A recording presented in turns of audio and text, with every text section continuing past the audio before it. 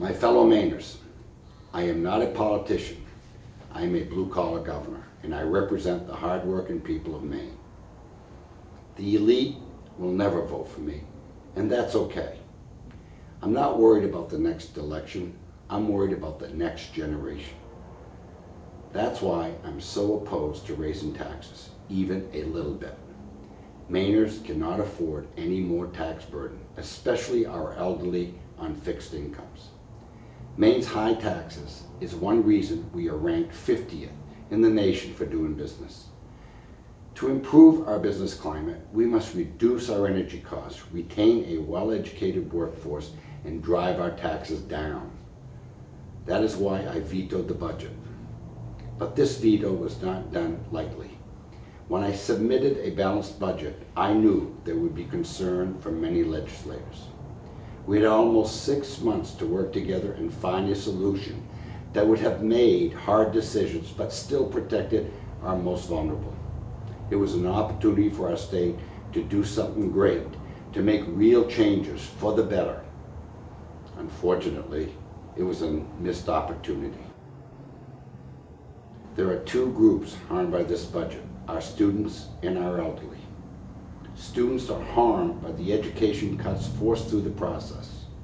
This budget reduces funding for the Jobs for Maine Graduates program.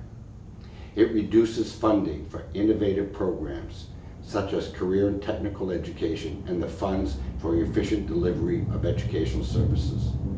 These cuts were supposedly made to help support general purpose aid for our schools. I have significantly increased that aid since I took office, but money alone will not fix education in Maine. We need to give our students options.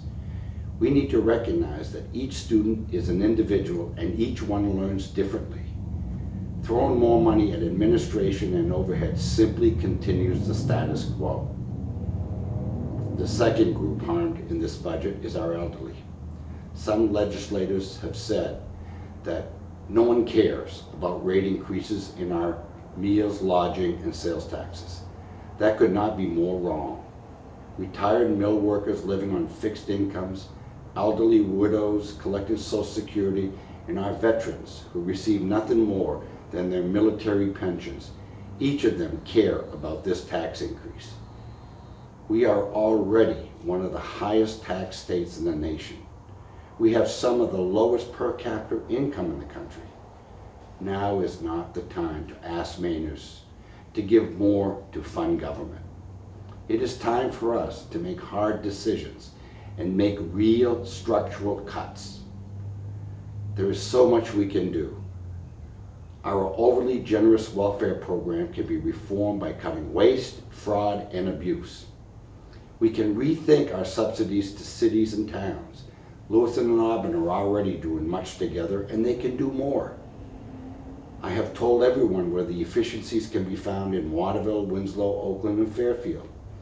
We often forget that counties can be our partners to increase efficiencies and reduce costs in local government. But we need to start somewhere, and that somewhere starts in Augusta. There are some good pieces in this budget. I recognize that. Those pieces should be a starting point for us to go back to the table and do more. I extended an offer to legislative leadership to give us time to eliminate these sales, meals, and lodging tax increases. While those tax increases in the budget, I just could not support. For some legislators, it was more important to count votes and reject my proposals than do what is right for our citizens. Maine people deserve a considered, reasoned debate, and they will hold legislators responsible for their decisions. We have been 50th in the nation for too long, and this budget will keep us there. It is time to look past the next election and look forward to the next generation. The vote on this budget is about one thing: the future of Maine people. We must stand together.